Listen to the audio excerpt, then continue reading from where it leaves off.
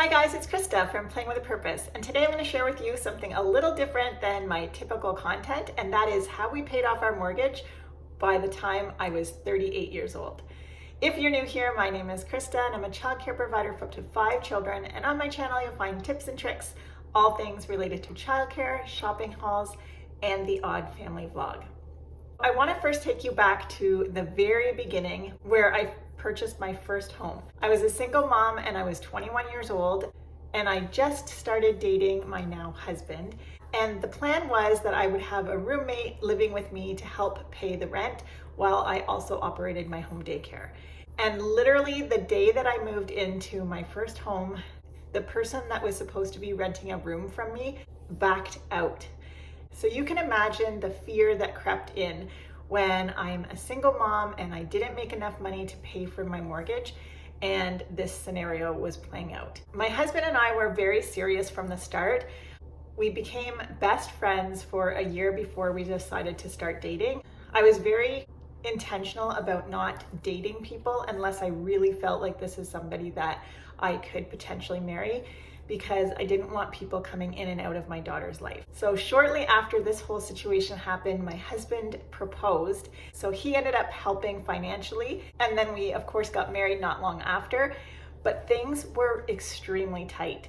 Things were not easy financially for us. My husband made $7 an hour as he apprenticed to become a mechanic. And I had a few daycare children in my program, and it was very, very tight. We literally had nothing left over, and we had to put some things on credit just to survive. And the first few years of our marriage, we did accumulate some credit card debt that was sort of out of necessity because we just didn't make enough money. But after 5 years, we remortgaged, and when we did that, we paid off our credit cards.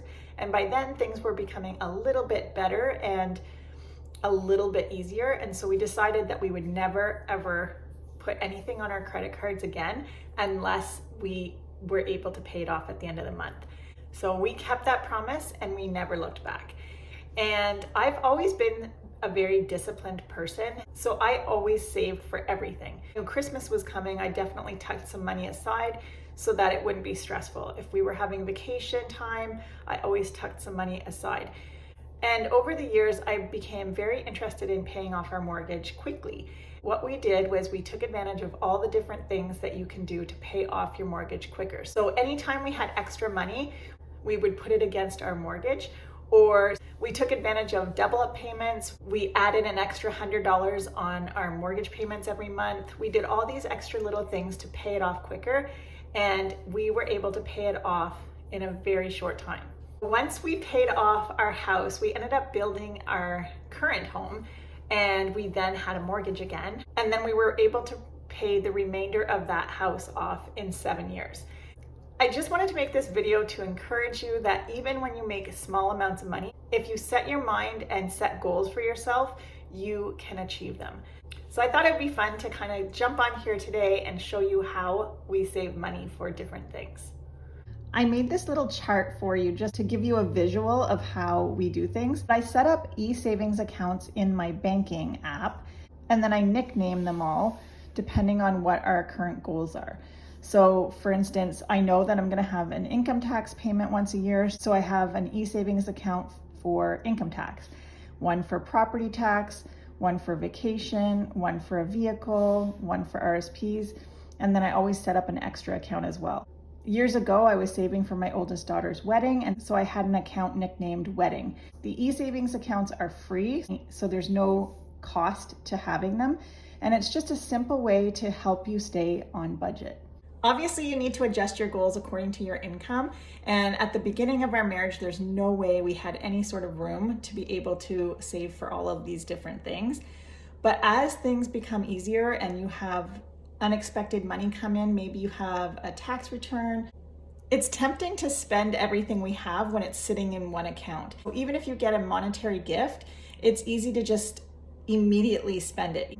Even if there's nothing that you really need to spend at the time, it's so easy to just go and spend it if it's there. So the purpose of these accounts is to discipline yourself to only spend the extra that you have left over. So set your goals according to your income, but push yourself a little bit, if that makes sense. So that way, at the end of paying all of these different accounts, you don't really have much left over in your account. You're not going to feel as tempted to spend because you see that you don't have much left. So on average, if I have to pay $5,000 a year for income tax, I'm going to divide that by 52 weeks, and that means I have to save $96 per week. Same with property tax. If my property tax is $6,000 a year, I'm going to divide that by 52 weeks a year, and then I'm going to save $115 per week. Vacation, depending if you get paid vacation or if you just want to have spending money, you can do the same sort of idea. Another way that we love to save money is not buying new vehicles. I married a mechanic, and so often I drive old cars that have lots of broken things on it, and he never seems to get around to fixing them. But we have saved so much money by not having car payments.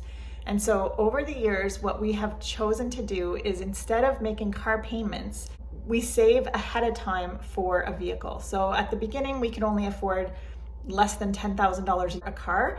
Then we would put money away until we had $5,000 or $10,000 and purchase a car.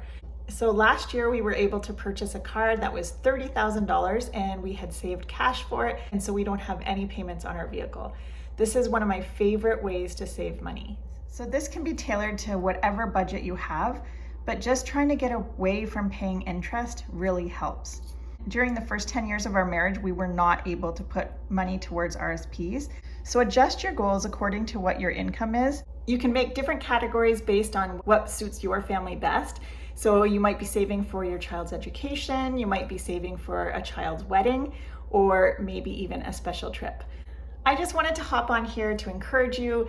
It's never easy when you first start out, but every little bit of money helps. I also taught this principle to my kids at a very young age. I used to give them an allowance, so they were able to tuck away that money every week. We encouraged our kids to save most of their money and to just spend a small portion of their weekly allowance. And they were such amazing savers. And they both will tell you that they didn't realize the value of saving that money. And I can tell you that both my kids will say they didn't really understand the value of saving money until they were able to buy their own car with cash at age 16.